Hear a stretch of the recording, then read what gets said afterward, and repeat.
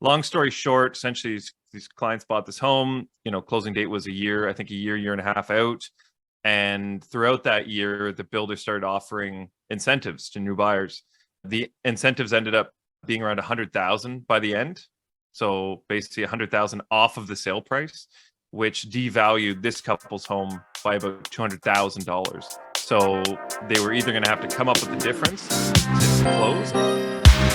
You're listening to the Ottawa Real Estate Podcast with your hosts, Paul Stevenson, David Warren, and Greg Campbell.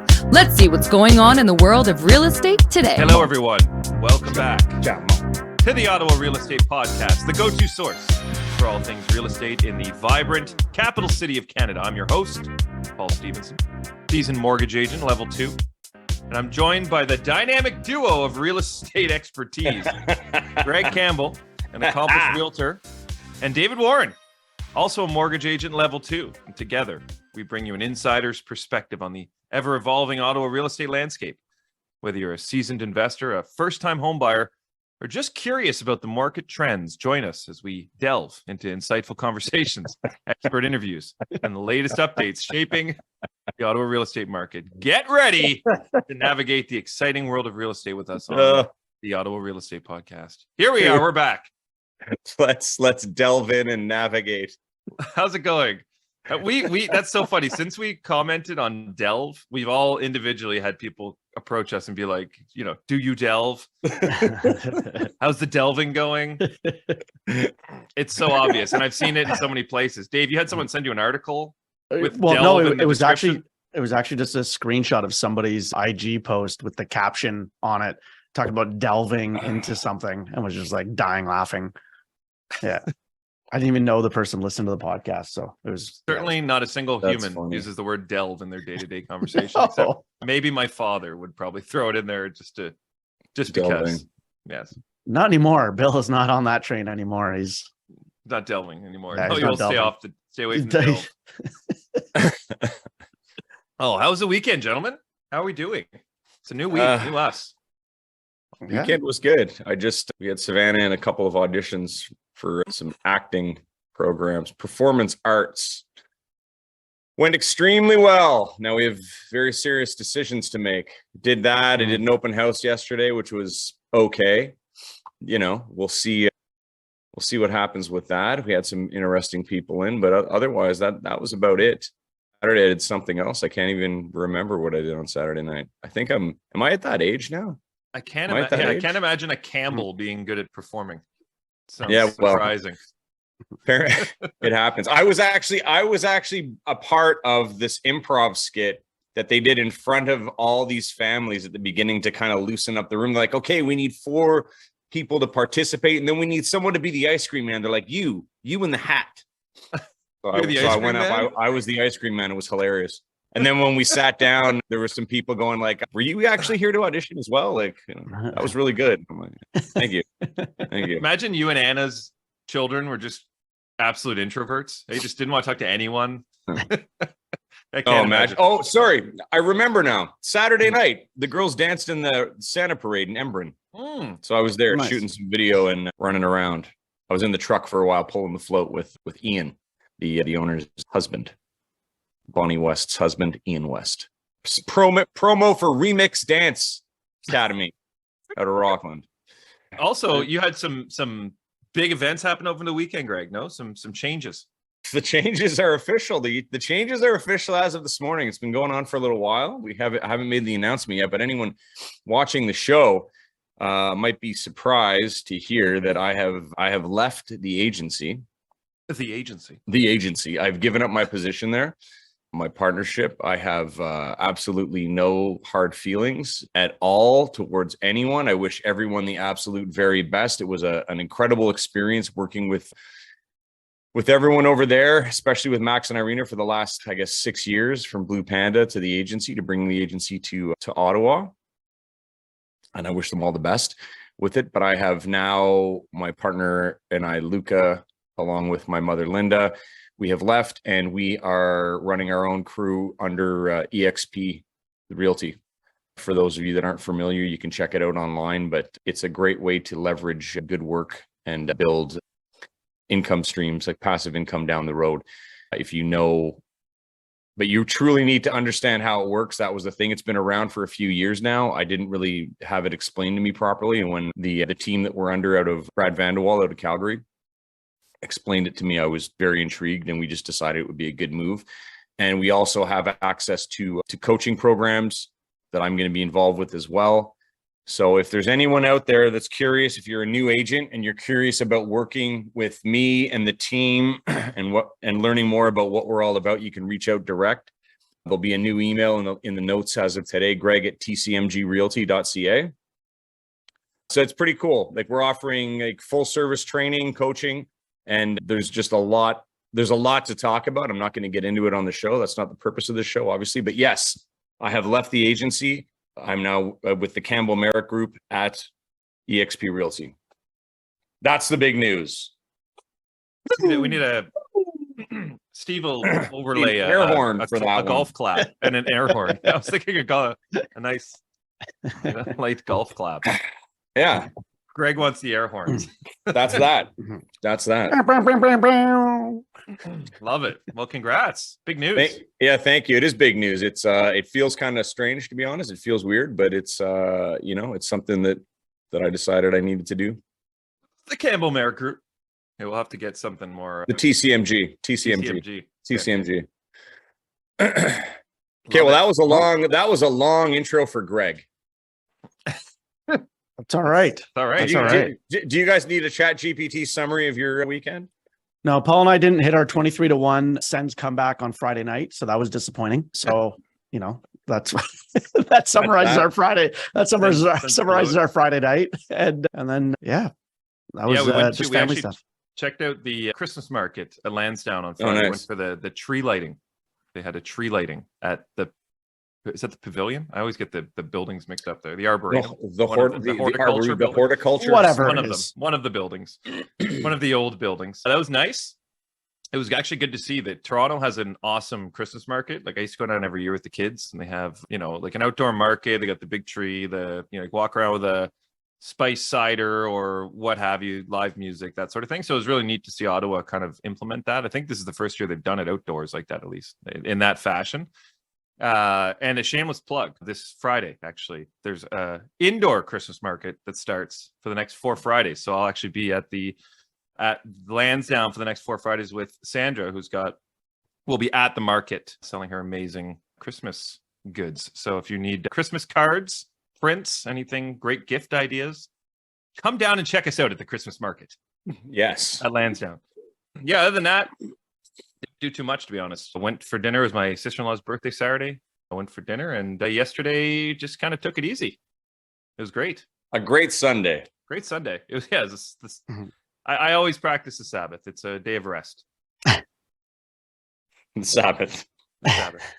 So what's happening in real estate? We've seen, we saw a few things come out this week. We got the new mortgage charter. Okay. Very exciting. We have mortgage activities down. We've seen more people walking away from new builds, as we've been talking about on the show. Where do we start, gentlemen? Lots to delve into. Well, why don't we start with the economic update? The economic update. I got this, and I'm just gonna sprint through this. Okay, I can read pretty well, pretty fast. Here's a summary of what's going on here.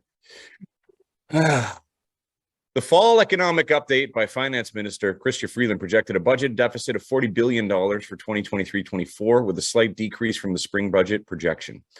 The update includes a new Canadian mortgage charter that offers relief to financially strapped homeowners and eases the mortgage stress test for borrowers switching banks to renew their mortgages. A commitment of over $25 billion in low-cost financing is made to encourage the construction of more than 71,000 new rental homes through the Rental Construction Financing Initiative. An additional $13 billion commitment is allocated to the National Housing Co-Investment Fund to build 60,000 new affordable homes and repair 240,000 others. Does anyone think that's going to happen? Let's continue here. The government acknowledges the need for more housing, stating our country needs more homes and we need more of them fast. Yes. Economists and industry experts see these initiatives as steps in the right direction to address housing affordability concerns, particularly for Canadians facing mortgage renewals at higher interest rates. The government also plans to crack down on short-term rentals through platforms like Airbnb, with the aim of freeing up more housing for longer-term renters and buyers. Critics express concerns about using taxation to address the housing issue, question whether it will effectively improve Canada's housing supply. The increase in housing supply resulting from these measures is not expected to have an immediate impact on rent inflation, as most of the funding won't kick in until 2025. What a surprise. Canadian CMHC highlights the mortgage cliff, which estimates $2.2 million in mortgages up for renewal in 2024 and 2025, totaling $675 billion. Ottawa-based mortgage broker Chris Allard praises the removal of the stress test for some borrowers renewing their mortgages, as it allows them to shop around for better rates. Shout out to Chris Allard. The new Canadian Mortgage Charter codifies mortgage relief measures, including temporary extension of amortization periods and waiving fees for homeowners at risk. Lenders are required to inform homeowners of their renewal options well in advance of their mortgage renewal, providing more transparency. The charter also prevents banks from charging interest on interest during periods of negative amortization. Housing advocates support the crackdown on short-term rentals, citing the removal of housing units from the market as a key factor in the affordability crisis. These measures aim to address Canada's housing affordability challenges, though some critics remain skeptical about their effectiveness. Okay, that's a hell of a summary. That was good, though. That was a way longer summary than I was expecting. I thought we were talking like 5 bullet points. That was good. So you read the Financial Post article, basically. Summarized. Summarized. It removed all of their ums and ahs. Yeah, it's been the talk for the last couple days, last week, I suppose, and it seems like a whole lot of the same. From what I've heard, and from what I've read. I mean, that was a big thing that came out this year, as we mentioned. We talked about it maybe a month or so ago about the transfer. I think that the non-stress test transfers, I think, is like the biggest thing that has come out of this, as far as just making it more public knowledge. Mm-hmm. And everything else is, like you said, building all those homes and so on. We'll see. Hey, we'll see what happens. But I think those sorts of things are good. It's good to have something to protect mostly homeowners. But I think the whole goal of this is to, make things more affordable. That's at least should be the goal of all these different exercises. These exercise. I like the pause bringing in the word exercises. The Airbnb thing I find pretty interesting, because it creates a whole new slew of challenges, if you may, for the other side, right? For the investors that bought specifically Airbnb to maximize profits, and they may not be able to sustain by turning their property into a long-term rental property. They may have to sell, and they may end up selling it less than what they paid for before it became an Airbnb. Who knows? I don't see it as, there's two sides to it. I use Airbnb when I travel, go somewhere. Absolutely. At the same token, Airbnb, like the initial kind of inception was that it was going to be somebody renting out their basement apartment, or when they're away, rent out their place, not buying supply purpose for the sole purpose of Airbnb. And I know of, I remember, I think Paul, you and I stayed in one in Toronto at a condo, and it was just I would say 25% of the building must have been Airbnb units, and it was just a shit show. And so I can only imagine how infuriating that would be, buying a unit in a building, especially in a place like Toronto where it's all condos, and, half the units are just like, it's being run like a hotel, but you're trying to go about your everyday life, or even just a house next to yours being permanently like Airbnb'd, and you've got your family there, and you've got a constant turnover. So I can kind of see both sides to it. I'm definitely somebody who uses it, but then at the same time I can understand the challenges with it, what the intent was, or lack of intent. So yeah, I think there's a number of cities that have banned it completely. I think New York City even completely banned Airbnb recently as well. So I could certainly see the Vancouvers and Torontos of the world banning shortly as an outright, which goes into when people I know, Paul, you probably get it as well. People reach out as investors of saying like, well, why won't the bank take this Airbnb income? Well, because those bylaws or rules can be changed at any given time that completely outright ban it. Well, so they're not going to use that rental income. They're only going to use it as if it's, rented out long term. Or people will just straight up tell us, I'm buying this as an Airbnb. It's like, well, no, you can't. Yeah, banks won't finance them. Yeah. But yeah, so I think that'll be interesting to kind of watch. Highlighting just the it's good that in the overarching budgetary announcement was focused on housing, which I think is I think it's good that it's front and center, because maybe these different departments within the government will actually speak to one another of, funding needed for housing, and us having lack of supply.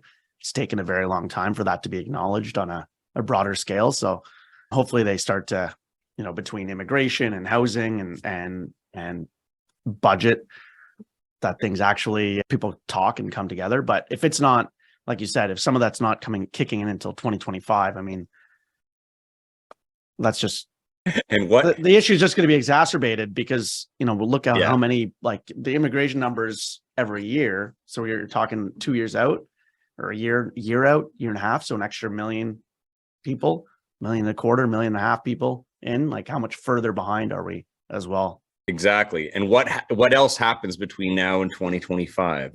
It's like when you buy a new build 2 years ago and it closed now. What happened? Well, 2025. You were screwed. It's also an election year, 2025. So that funding might not actually kick in. How convenient. Imagine that. Convenient for everyone. Except for the Canadian citizen and the homeowner or the tenant. Well, one highlight too that I thought was actually beneficial, that it's a small change, but requiring banks to reach out to homeowners 4 to 6 months before their mortgage renews. I talk to people even sometimes 60, 90 days before the renewal, and they haven't heard from their bank at all, which is absurd. They have no idea, oh, I haven't gotten anything. It's well, it's a good thing we know that your mortgage is renewing, because otherwise you would just be rolled into an open term.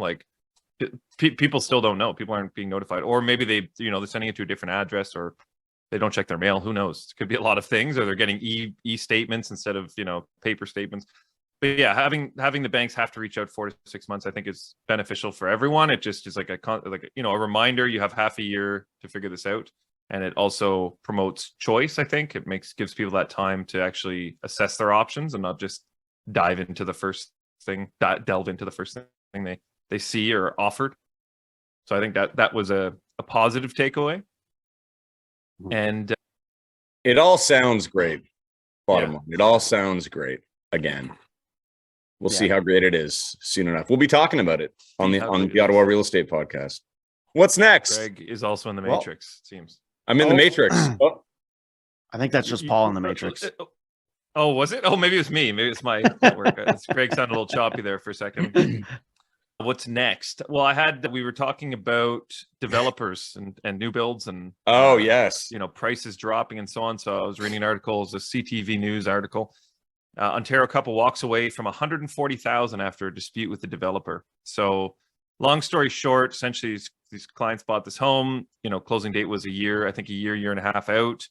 And throughout that year, the builder started offering incentives to new buyers. The incentives ended up being around $100,000 by the end. So basically $100,000 off of the sale price, which devalued this couple's home by about $200,000. So they were either going to have to come up with the difference to close. And also on top of that, the builder wanted 6 post-dated checks, basically as an occupancy fee. And 2 days before closing, the occupancy fee essentially doubled. Maintenance fees doubled. So everything went up. So the carrying cost, even before they were able to move into the home, as we know, with new builds, typically, you kind of pay the builder almost like a rent until they've sold enough units to create an actual condo corp. So in this case, they didn't have enough units sold to build that condo corp. So these people were just going to be paying fees to the builder until they could move in. And that was kind of an indefinite amount of time. So they ended up walking away and losing their deposit, which was the $140,000. And Dave, I know you've mentioned this and we've talked about it on the show as well, but if they were at risk that if the builder ended up selling it for less than what they paid, that they would have to pay the delta, right? They would have to pay that difference to cover. It could be on the hook for it. They'd be on the hook. So they essentially said, they were happy losing that $140,000 for fear that they might lose even more if they were to stay in the home, or if they were to keep the home, basically. Horrible story. We've seen this, we've heard it, maybe not this much, but I mean, this is something that is happening. We've talked about local stories where, homes are appraising at less than what people paid, but this is an extreme case where, the fees were ballooning, the maintenance fees went up, like everything was more than they thought. And, they said they calculated they would have to essentially give $40,000 to the builder for the next 6 months with no guarantees that after that 40, they were even going to be able to move into the home. And that 40,000 isn't going towards their mortgage, their principal, nothing. It's just literally like a service fee that goes to the builder until they can sell enough units. And I think one thing that is important to focus on here as well for those that might be listening that have a new build purchase agreement signed or a purchase agreement, and something like this is kind of you're debating whether you can close on it or should or whatnot, is that this couple negotiated through their lawyer with the builder that they would forfeit that amount of down payment, and the builder agreed not to pursue legal action. So it wasn't just that they walked away and never had any dialogue with the builder, that they actually had that dialogue, which I think is very important, because a lot of people just kind of, will just let it come and go and just not answer the phone, where that's always not a good practice in any capacity. So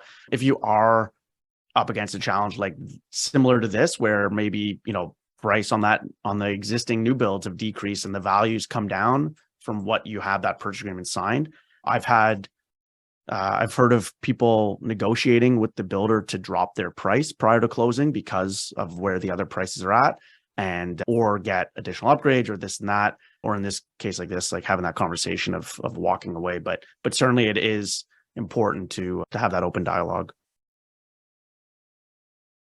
Dialogue, important. And things need to be discussed. Yeah. And the same being going back to that, the budget announcement where the reverse amortizations and stuff, like if you're stuck in that situation, we always say, like, reach out to your bank or your mortgage broker and have that conversation of where your budget is, what's going on with your amortization, like get ahead of it. If you have missed payments coming up, especially right now, consumer debt skyrocketing, have conversations of what makes the most sense. Yeah, you need to be informed. I mean, we always say that on the show. Information is the most important thing. When it comes to buying and selling properties, talk to your professional, or else get lost in the matrix while delving. Otherwise, get lost. That'll be the clip. Stats. Greg, yeah, I got some stats. We got stats. Let's talk stats. So this is something different I did this week, where I just thought it would be informative, as stats generally are, informative to the home seller and to the home buyer, seeing how long properties stay on the market year to date. So what I chose Riverside South for today's test.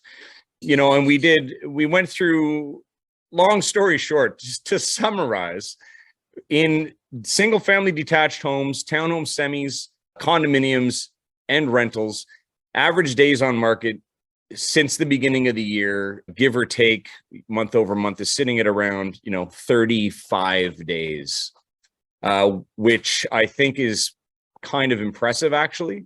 There are some months that have some dates that are some timelines that are just exceptionally higher, and then it comes right back down. Like, for example, on detached homes in Riverside South in September, it was taking on average 47 days to sell. 30 days, 31 days the month prior. And then in October, it went back down to 24. What does this mean? I'm just giving you an average here. So if you're listing your home to sell, you need to really speak with your professional, the type of property and what you're listed at, and get into better detail of what your specific price point is selling at, because this is an average top to bottom. So across the board, if you're looking at this from just a general point of view, 35 days is still pretty strong, I feel. I was actually surprised to see that. But yeah, I mean, something to keep in mind. I know right now, still, like I've been saying for the last little while, anything between 900 and 1.1 million, especially for whatever reason, across the entire city, is taking a long time to sell. That number, you're going to be closer to, 60 days plus. And the ones that are dropping below 9 to sell are finally starting to sell. The ones that are in the 900 plus are tend to be dropping significantly to get the job done. But there are homes moving. I'm seeing more people out shopping lately. I actually got 2 sales done in the last 2 weeks, which was nice. And I have 4 listings coming up, which I'm not sure what that's going to look like, although we are going to be priced competitively. and hopefully that they'll be sold, either in the month of December over the holidays or in the early new year. So if anyone's looking, we have some stuff for sale. You can reach out, and we'll be talking about it more on the show next week.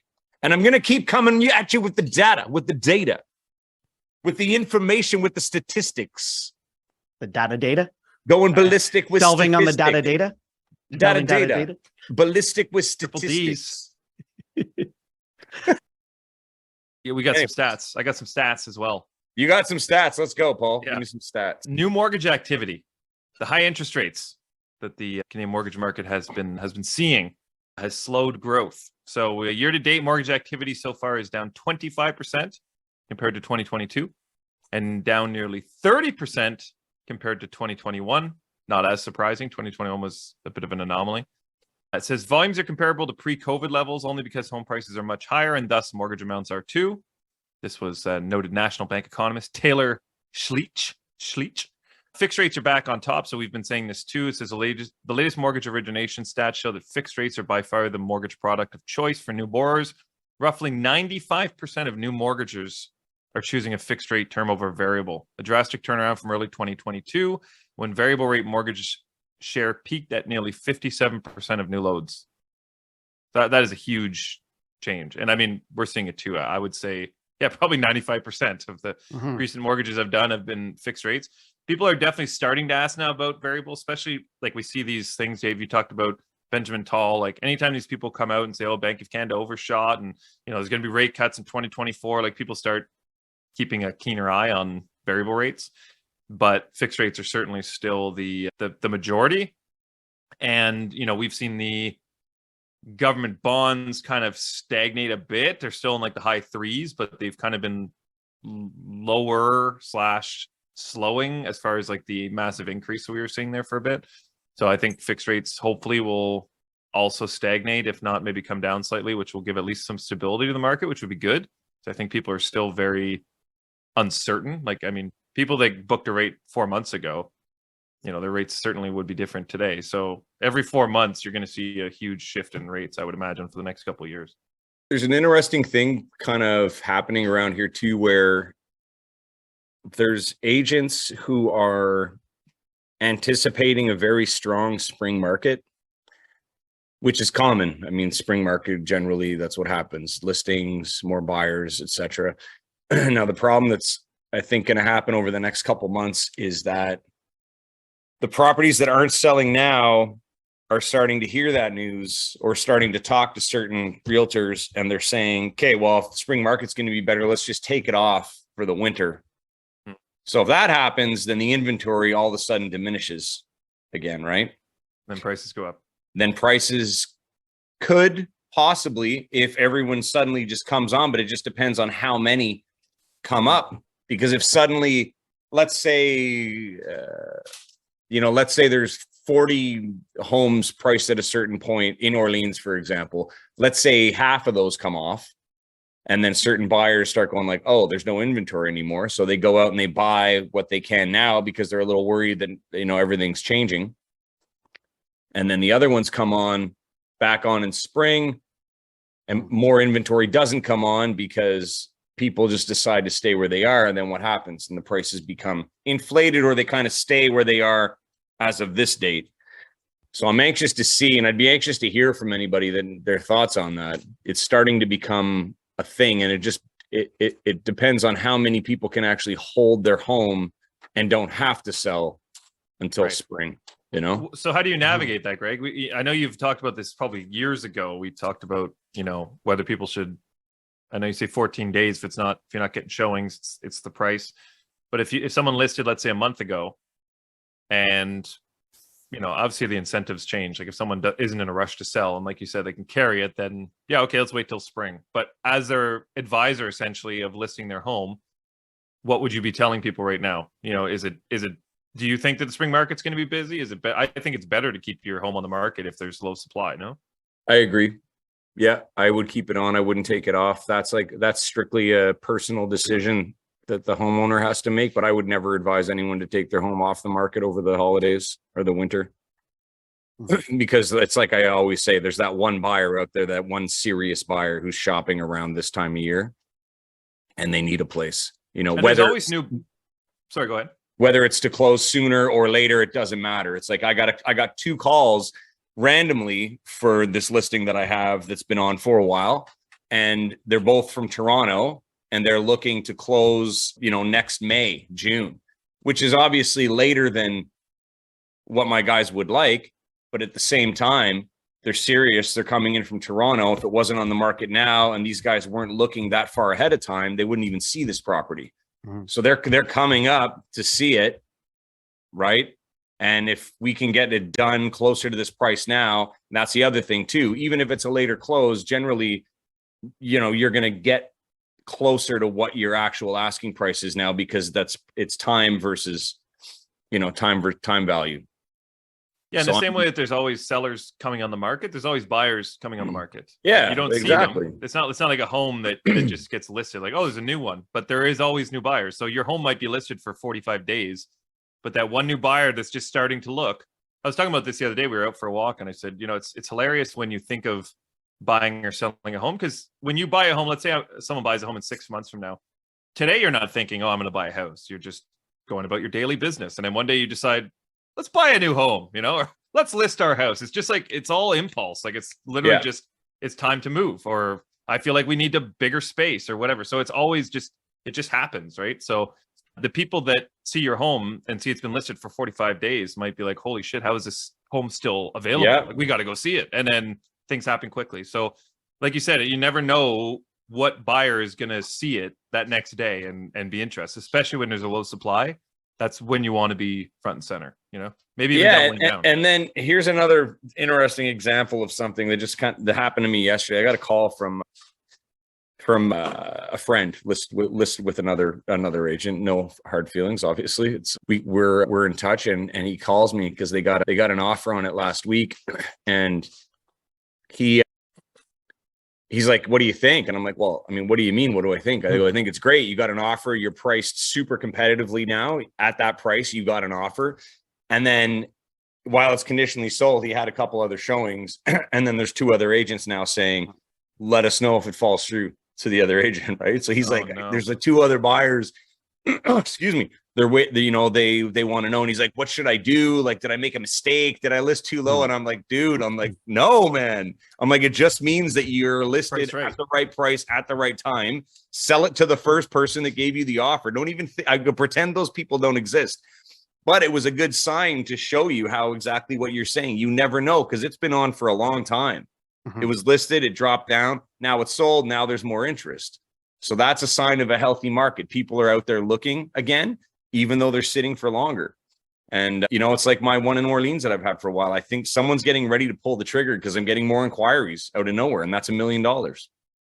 I've had a property listed before. I think it was on the market for 30 or 40 days, and with, somewhat regular showings. And then we finally, got an offer same day, became a multiple offer. Just as soon as people heard there was one offer in, it's kind of reach out to all the people over the last month that had seen it, and turned into like 3 offers. And it was, on the market for almost 40 days at that point. People want what they can't have. But it's like, oh, that's exactly right. Well, I want that home. Hey? Yeah. Who wants it more? It's so true. People, and that's the thing. Like, they'll look at a house, they'll just watch how many days on the market it is. They'll be sitting there thinking about it, and then all of a sudden it'll be gone. They'll be like, oh, it's sold. And then they'll see the price and be like, oh, I could have got it for so much less. And all they had to do was talk to their agent and submit an offer. Go for it. It's wild. What people don't do. Shoot your shot. I got one done over the weekend. We got it for almost 100,000 less. If you don't try, you don't know. Don't be a sucker. Get it done. Get her done. Get it done. Everybody does everything at their own pace, at their own time. The market is what it is, and there's going to be some success stories, and there's going to be some sad stories over the next few months, but it is what it is, and we are where we are. I think Ottawa keeps moving. I think we're a little bit more stable than others, but it is going to be interesting to see where we go. And with all these new changes in the market, the one thing I still didn't discuss that I will next week, I promise, is the new rules coming to realtors through the TRESA regulations and new forms in real estate and how we do business. Very, very, very interesting topic. That is. We'll delve in next week. Yeah. That will. That'll definitely shift the market and create some changes. And I'll keep getting ballistic with statistics. Wow. Yeah. It's data guy. Shit. Oh. Can't wait to hear the comments. Greg's kind of an idiot now, isn't he? He's just talking weird on the show now. So, gentlemen, 3 weeks from now, we're going to do our live show, December 18th. In person? December 18th. Live and in person. With We'll guests. figure out the time, but we're thinking, 1 to 3 maybe? Something early afternoon. I think we should just do a 4-hour live stream. Yeah, we could do that too. 4 hours. It won't be 4. It'll be a year. Be bombed by the end of it. You get the Yuletide spirit. Get the nog out. You might be slurring and not making any sense by that 4th hour. At the end, one of us is no longer on the show. Yeah, last man standing. Steven fires all of us. Oh, sounds amazing. Just guests walking into an empty room with 3 mics. just go to your show. We can't do it anymore. All careers ruined. Mood boost. I got 3 today. Do it. What is this? December 18th. We'll keep you posted. Okay. Number 1, why don't we ever tell secrets on a farm? Because the potatoes have eyes, the corn has ears, and the beans stalk. Oh, wow. Not the place. No secrets. Number 2, a weasel walks into a bar. The bartender says, "Wow, I've never served a weasel before. What can I get for you?" "Pop," goes the weasel. Soda drinker. And number 3, last but not least, did you know Stephen King has a son named Joe? I'm not joking, but he is. Oh gosh. Good old Joe King. Nice guy. I honestly love these. I love the mood boosts, Paul. You make my Mondays magical. Magical Monday mornings with moods boosted. True. That's true. Thank you, everyone, for tolerating us and sticking around. 2024 will be a great year. Great year of change for everyone. I think so. What's 2024? I think 2024 is going to be the year that we see a huge shift in all industries, all humans. Big year coming up. 2024. Are we supposed to know things? Let's delve into that the 18th. Let's delve into that on the 18th on our year-end wrap-up. Our year in review. I think that's going to be really fun. Yeah. All right, John. Well, have a great day. Have a great week. Thank you, everyone. Tuesdays, 10 a.m. YouTube. Streaming platforms. Go. Bye. Deuces.